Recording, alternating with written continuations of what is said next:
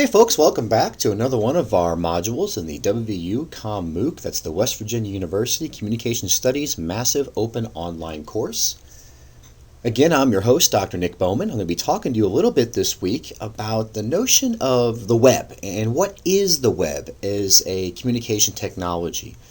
And this is part of our MOOC on the science of how communication technology is shaping our social lives. And so for the last couple of days, I've been speaking quite a bit about this notion of CMC, this computer-mediated communication, and what it is.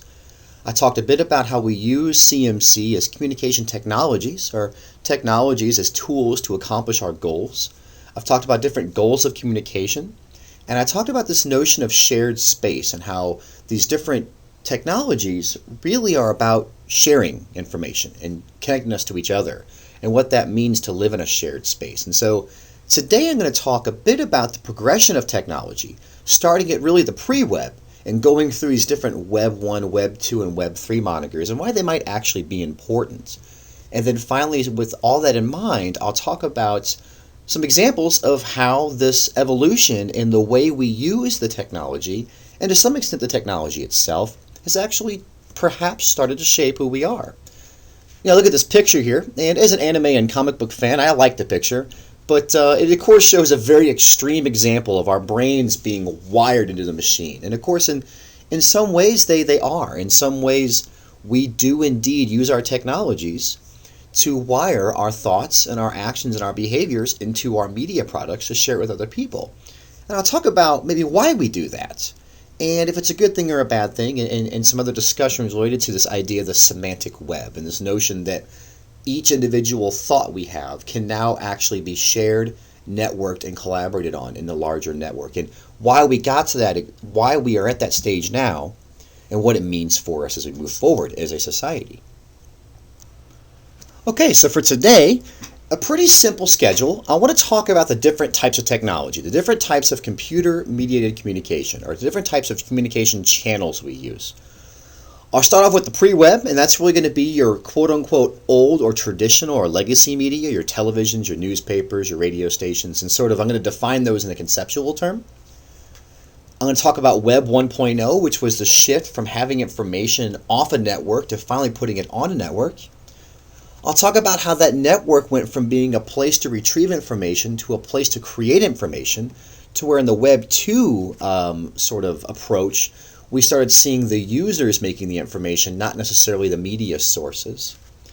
And then finally with Web 3, I'm going to talk about this relatively new concept of the semantic web. And it's this notion that the web, the network, the shared space, has so much of its own data that it can actually generate new information for us without our inputs. And I'll talk about what that means later on.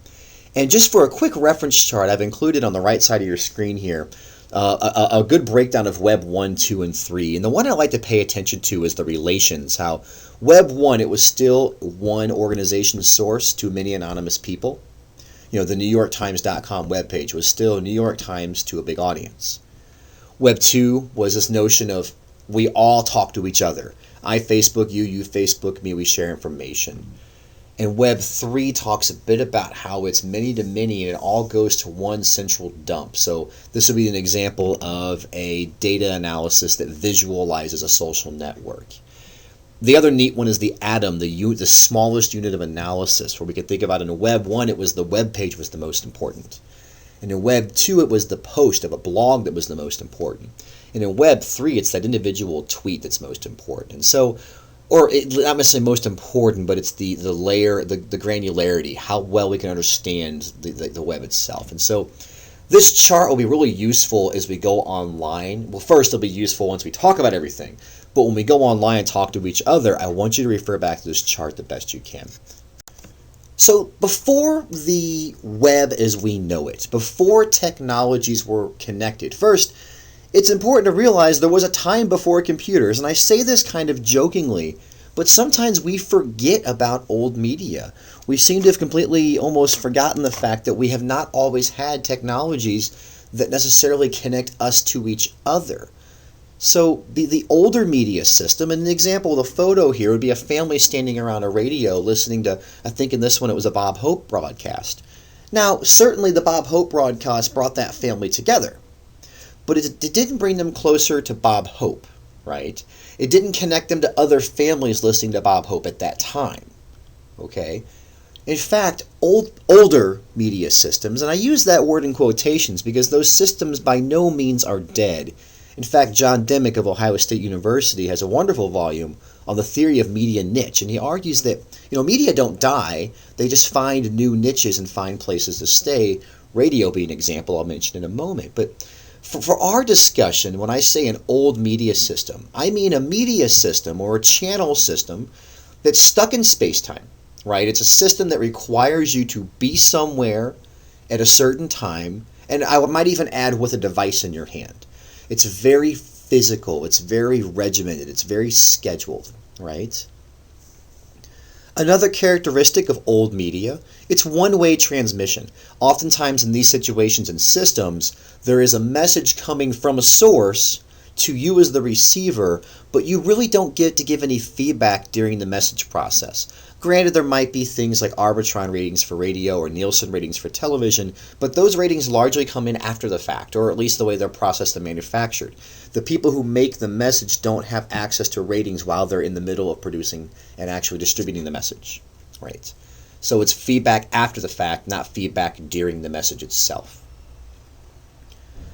Finally, mass audiences. The older media systems were really designed to communicate messages to a large number of people that were relatively anonymous. We didn't know much about our audiences. It was the radio listening audience, and we sort of left it at that. Okay. And so the pre-web might be a situation where we had technologies, we had communication technologies that took messages from a relatively large and usually organizational source, sent them out to lots of people. It was one-way communication, source to receiver only, with no feedback, and it was stuck in space-time, so you could only access the message when the person sending it wanted you to access the message. Okay, so that would be the pre-web. Then we could talk about August 6, 1991, because this was the day that the very first web page was put up by Tim Berners-Lee. On the left side of your screen, this is actually a screenshot of the very first web page. If you click on the image, you can go to an article in Wired Magazine that talks about the history of this web page and where it came from and where it is now. But what happened here is there was a shift in how we get information, how we transmit information. We went from having to get a physical product in a certain space and in a certain time to being able to go to a network and be able to go to a network that was persistent, meaning this information was always available to whoever wanted to read it so long as they had the computer screen and keyboard in front of them. We started going to a network, a web, to read information and to retrieve information. So you can imagine it would be like taking that radio broadcast, and it's still an organization, it's still one-way communication, and it's still to a mass audience, but the audience could listen to that broadcast whenever they wanted to. So if you were to go to a website and download a podcast, that would be an example of Web1, right? If it was from an organization in this type of situation. So August 6, 1991, we suddenly get to remove the restrictions of space and time. That communication technology overcomes our physical world. And that's a pretty amazing move.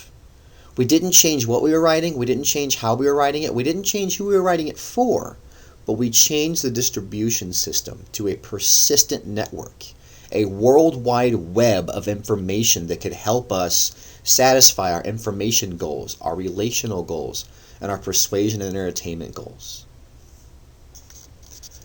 From the Web 1, we get to 2005, and Tim O'Reilly, who is really a pretty big figure in the development of how we understand the internet.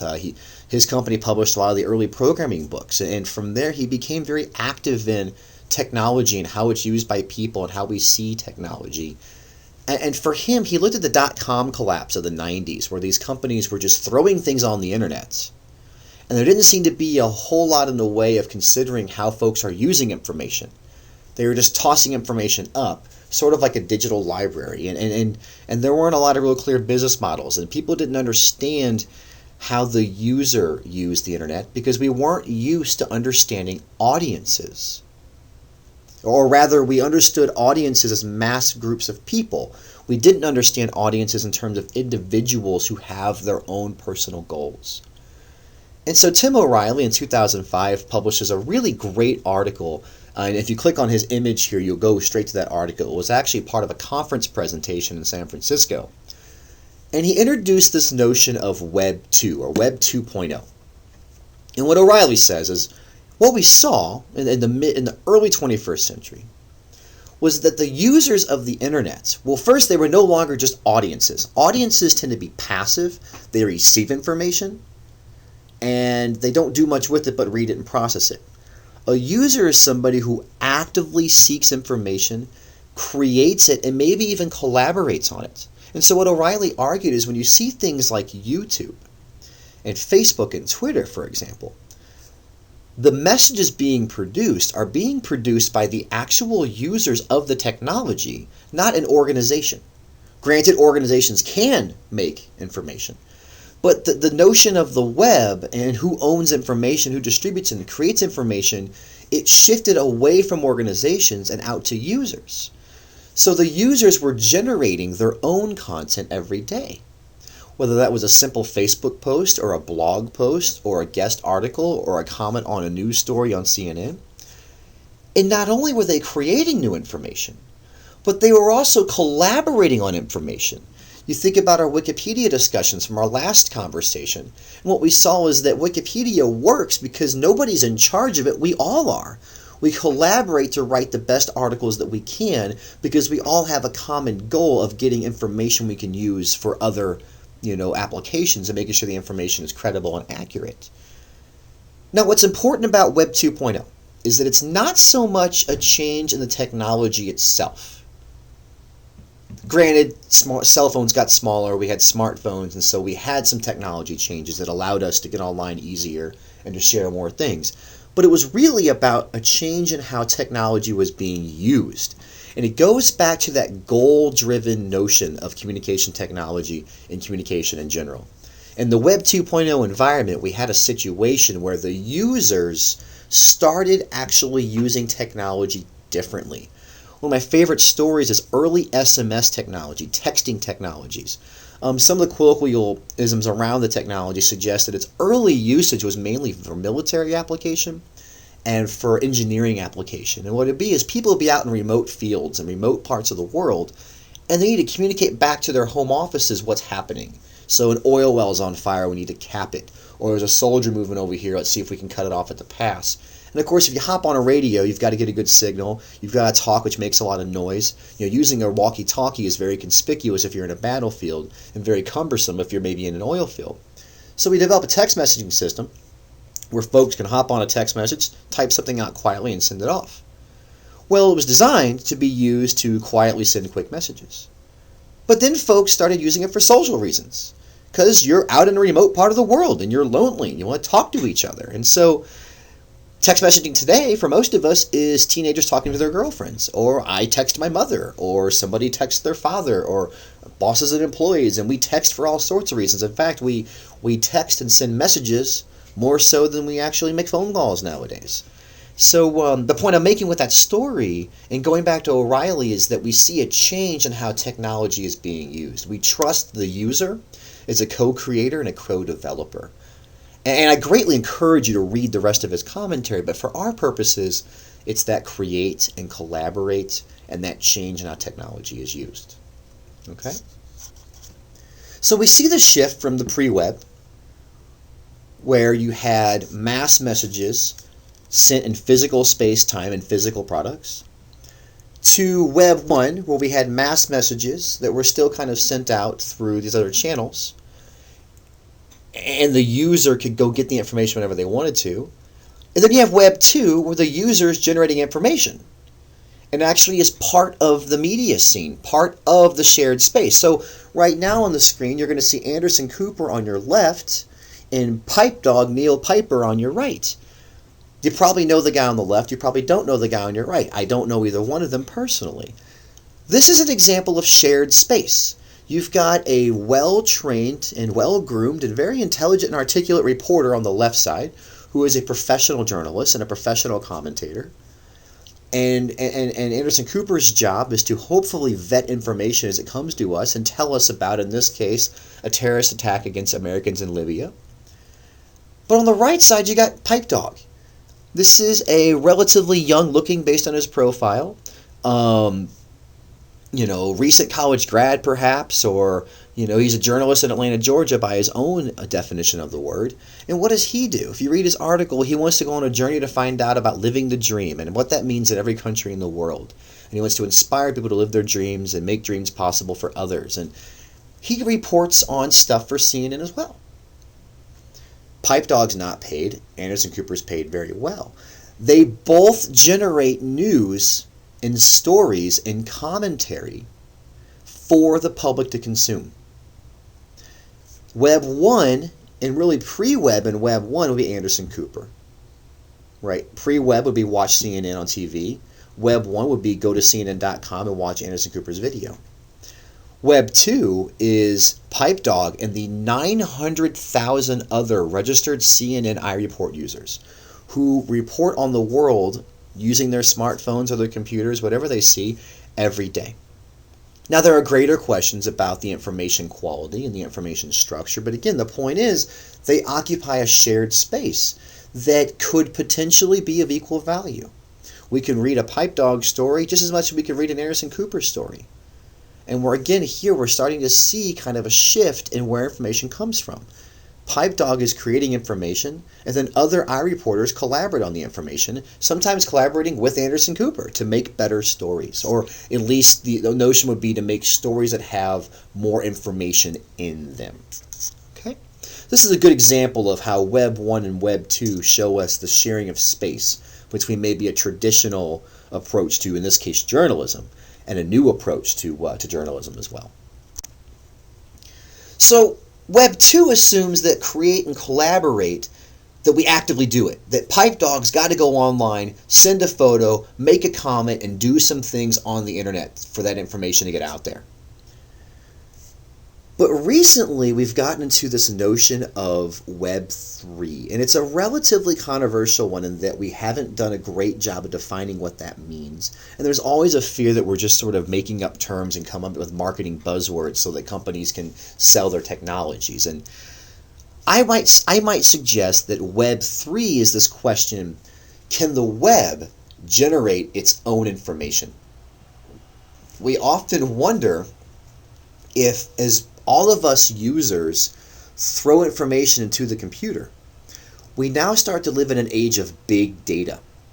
By big data, I mean we have a situation where, we have millions of bits of data about each other's demographics, their personality preferences, their location, their purchasing, their opinions. We know a lot about each other. It goes back to my discussions previously about how are we handling the fact that we have this great layer of interpersonal information about our friends, neighbors, and colleagues. And we probably can't process all of that information. But I'll tell you who can, and that's algorithms and servers and companies with access to those. One of my favorite examples, and you may have read this story, and if you click on this Target image, it will take you to the Forbes.com commentary. Recently, Target kind of got in trouble, not in trouble necessarily, but a PR scare. A father called Target and complained because they sent her high school-aged daughter coupons for diapers and baby clothes. Basically, things you would buy if you had a baby. And the father said, how dare you do this? What are you trying to do? Convince my daughter to get pregnant, to have a baby? Are you saying it's okay for a high school to have a baby? And the manager of the Target store apologized. Said, sir, I don't understand what happened. Your daughter has a Target card. And we do randomly send our customers coupons based on kind of what they purchase. And I don't know why they send her diapers, but we'll make sure it doesn't happen again. Or something to that effect, right? Well, it turns out his daughter was pregnant. She didn't know she was pregnant. The father didn't know she was pregnant. And Target, of course, didn't know she was pregnant. Although they had the best guess. Well, how does that happen? How does that happen where the network knows something about our social space before we do. And it turns out she had been buying certain products. She had been buying some vitamins, and she had been buying different types of lotions, non-scented lotions and non-scented bath tissues and things of this nature. And the story goes into a lot more detail that I'm probably forgetting or glossing over right now. But the point is, her purchasing behaviors fit the profile of a pregnant woman. And the network was able to gather that data, make a conclusion, and they think they were 80-something% sure she was pregnant, and go ahead and target her with a coupon. That's the semantic web. Semantic being those different thoughts and notions and actions that can fit together, whether or not we fit them together. Right? So yes, we had to actually give the information to Target in the first place, but it's not like she went into Target, filled out a survey, and requested these things. Rather, Target's algorithms found them for her based on her data that she may or may not be actively aware exists. So the semantic web, the Web3, is this notion that the web generates its own information. So if Web2 is create and collaborate, Web3 is sort of the web collaborates and creates for us. Another example, it's a little less charged, is this map here. If you recognize it, it's the Google Flu Map. Google.org does a lot of these search tracking trends, where they try to understand different aspects of society. And this one is from late 2012, early 2013, trying to understand where the flu is in the United States here, of course, specifically. And the way these colors work is that the more intense the red is on the screen, the more intense the flu is in that area. And if you click on this image, it will take you to today's most recent flu trend map. So you're welcome to check those things out. How is Google able to track the flu?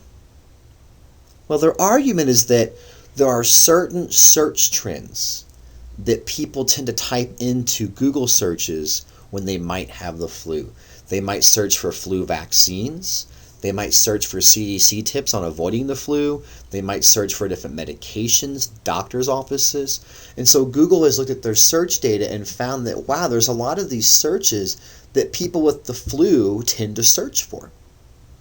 And so what this map really is, it's a map of the intensity of those search terms. And if you go now, of course, when I say the network is generating its own information, it's not that it creates the data points, but what it does is it takes those data points and rearranges them and makes sense of them for us. So with Google Flu, it takes all of the searches that we collectively do as people, puts them together, and gives us a different output or a different way of looking at it. So one of the things I really want you to think about is, are we going to a semantic web? Is it the case where we're getting into a situation that we're generating so much data that we're actually starting to rely on our network to organize it for us? It seems that we're going that way because our shared social space has given us so much more access to those many different bits of information that it can almost be a bit much to handle. And so we've been also programming in some of these algorithms to help us make sense of everything. It's a truly cybernetic approach to where there are things that we do really well, and that's generating the information, finding the early stories, finding the early data, and sharing our stories, but then also sort of outsourcing the processing of our data to our computing devices, to our computational machines, and then working with them to make sense of everything, to take it back to our social lives. This being said, do we still need the earlier webs and the pre-web? Do those channels satisfy goals? You hear a lot of folks talk about the demise of newspapers and radio stations, and I'm not so sure that I'm ready to sound the death knell for those products. Right now, for example, if you're flying on an airplane, you can't read your Kindle 30 minutes when the plane's up in the air, 30 minutes when the plane's down in the air, and if the battery dies. It's really hard to read a magazine article on a computer screen if you've got a 12-page Sports Illustrated spread. So we might think about, if we have pre-web, Web1, Web2, Web3, and with like Web2 and Web3, do we always want to create and collaborate? Sometimes I just want to know what time the movie is, and I don't want to discuss it, and I don't need an algorithm to generate it for me. I just want to know what time the movie is. So I want to hear you guys talk about this, as there are these different types of web, which represent quite clearly to me different types of CMC, of computer-mediated communication technologies. And let's think about the goals. Again, the Web1, Web2 break was simply a break in goals. That Web2 is where the users sort of co-opt the media to satisfy different sets of goals. And can this generative information, this Web3 semantic web, the web makes its own information, can that also meet our goals? Does it do a good job of meeting those goals? These are certainly things you want to think about as we move forward into this new technological sphere. So I kept today's discussion rather short because I want to hear from everybody else. Again, I want you to share your answers and bring your own questions and commentary. The mode for the last couple of days has been to tweet me at Bowman Spartan with hashtag WVUCommMOOC, to join our discussion forums at wvucommooc.org. And if you're not registered, go ahead and register so I can talk with you on these things. I really want to talk about your opinions and views and experiences with these 4 different kinds of web, this PreWeb, Web1, Web2, and Web3. Keep in mind the notion of the goals and how we use each one to satisfy our own goals. How each one creates or doesn't create shared spaces and how you feel about that. Let's think a bit about the organizational implications, the educational implications, implications for the family life, for romantic relationships, for persuasion. And let's talk about that online today. And then on February 8th, 2013, I'm going to wrap up my portion of the MOOC with a discussion of the power in numbers. I'm going to talk finally about, now that we discuss shared space and these different types of web, what does all of that do for society as a whole? And we'll discuss a little bit about the role of new media in creating social capital. We'll talk about how technology helps us create social capital. We'll talk a little about, while technologies might be new, and this is the neat one for me, that the power in numbers is not a new concept. It's in quite a very old concept. And I'm going to discuss how these very old French philosophy theories and political science theories, and Mark Granovet's work in the 70s about how people get information from weak ties, you're going to find out this stuff is pretty darn important. So it really is a case, as Dr. Westerman often says, of space-age technology, but Stone Age brains, and how we can get this stuff to work in our favor. Thank you, folks, and I will see you on the interwebs.